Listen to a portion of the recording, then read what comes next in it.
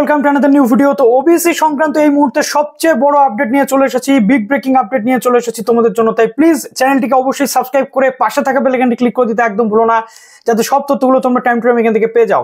তো আজকে সকালের ভিডিওতেই আমি তোমাদের সঙ্গে শেয়ার করেছিলাম যে জিনিসটার জন্য আমাদের রাজ্যে সবকিছু এক প্রকার থমকে রয়েছে। এতদিন কোনো চাকরির পরীক্ষা সংক্রান্ত বিষয় এবং তার রেজাল্ট থেকে শুরু করে নিয়োগ হচ্ছে না, WBJEE রেজাল্ট সেটাও আসছে না, জেনপাস ইউজি থেকে শুরু করে আমরা যদি দেখি যে বর্তমানে WBCAP পোর্টালে ইউজি অ্যাডমিশন চলছে, সেখানেও ওবিসি কলমটাকে তুলে দেওয়া হয়েছে, পুরো সিট থেকে শুরু করে সবকিছু ঘেটে ঘ। এসএসসির যে ফর্ম ফিল আপ চলছে সেই জায়গাতেও ওবিসির যে কলাম সেটা নেই, অর্থাৎ যাদের বয়সে ছাড় পাওয়ার কথা ছিল, নাম্বারে ছাড় পাওয়ার কথা ছিল, তারা ওবিসি দিয়ে ফর্ম ফিল আপ করতে না পারায় সেই সুযোগ থেকে তারা বঞ্চিত হচ্ছে। ওবিসি মামলা 2024 সালে যে মামলা ছিল সেটা আমরা বর্তমানে দেখতে পাচ্ছি যে হাইকোর্টে আগামী 16ই যে জুলাই রয়েছে সেই 16ই জুলাইতে তার শুনানি হতে চলেছে। কিন্তু তার আগে আমরা একটা এক্সপেক্ট করছিলাম যে সুপ্রিম কোর্টের অ্যাডভান্স লিস্টে চলে এসেছিল 15/7/2025, অর্থাৎ 15ই জুলাই তারিখে সেই মামলার কিন্তু শুনানি ছিল এবং আমরা এক্সপেক্ট করছিলাম সেই দিনই কোনো একটা রেজাল্ট যদি আসে তাহলে 16 তারিখে হাইকোর্ট কিন্তু সেই অনুযায়ী এটাকে কিন্তু এগিয়ে নিয়ে যাবে বা হয়তো নিষ্পত্তি হতে পারে যে 140টা যে শ্রেণী সেটা থাকবে নাকি 10 পর্যন্ত 66 শ্রেণী তারা থাকবে, 7% সংরক্ষণ নাকি 17% সংরক্ষণ। এবং অলরেডি আমরা দেখতে পাচ্ছি আমাদের ওয়েস্ট বেঙ্গলের বিভিন্ন ইনস্টিটিউশনে অ্যাডমিশন প্রক্রিয়া পর্যন্ত স্তব্ধ হয়ে রয়েছে, WBJEE রেজাল্ট পর্যন্ত আসছে না।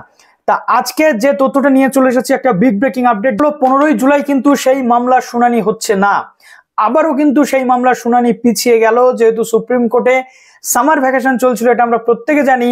সুতরাং সুপ্রিম কোর্টের সেই মামলা 15 তারিখে উঠছে না, যেটা আজকের ডেটে একটা চলে এসেছে আমাদের, যেটা দেখতে পাচ্ছি স্টেট অফ ওয়েস্ট বেঙ্গল এবং অমল চন্দ্র দাসের যে মামলা, সেই মামলাটা কিন্তু 22/7/2025-এ টেন্টেটিভলি কেস কিন্তু লিস্টেড হতে পারে, অর্থাৎ আগামী 22শে জুলাই সেই কেসটা কিন্তু লিস্টেড হতে পারে, এটা সুপ্রিম কোর্টের পক্ষ থেকে জানানো হচ্ছে। যেটা আমরা দেখেছিলাম এর আগের দিন বা বলা হয়েছিল যে 15ই জুলাই আসতে পারে টেন্টেটিভলি, যেটা জানানো হয়েছিল, কিন্তু আজকে আমরা যেটা দেখতে পাচ্ছি সেটা কিন্তু আরো পিছিয়ে গেল কদিন, 22/7/2025, অর্থাৎ আমাদের যে 16 তারিখের মধ্যে যেটা আমরা এক্সপেক্ট করছিলাম যে হবে সেটা কিন্তু আলটিমেটলি হলো না। এবং স্টেট গভর্নমেন্টও কিন্তু যে এসএসসির ফর্ম ফিল আপের প্রসেস বাড়াবে কিনা সেটা নিয়ে এখনো পর্যন্ত কোনো অফিসিয়াল নেই, যদিও আমরা তথ্য পাচ্ছি সূত্র মারফত যে ডেট বাড়বে। তথাপি কলেজ অ্যাডমিশনের যে প্রক্রিয়া সেটা কিন্তু আমাদের শেষ হচ্ছে কবে, 15 তারিখ।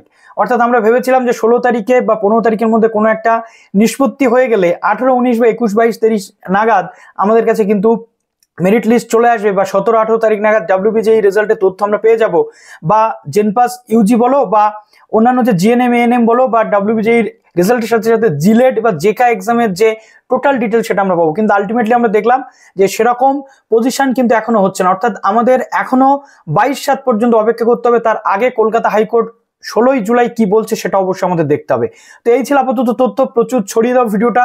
তো চলো ভিডিওটা এখানে শেষ করলাম, ভালো থেকো সবাই, বেস্ট অফ লাক।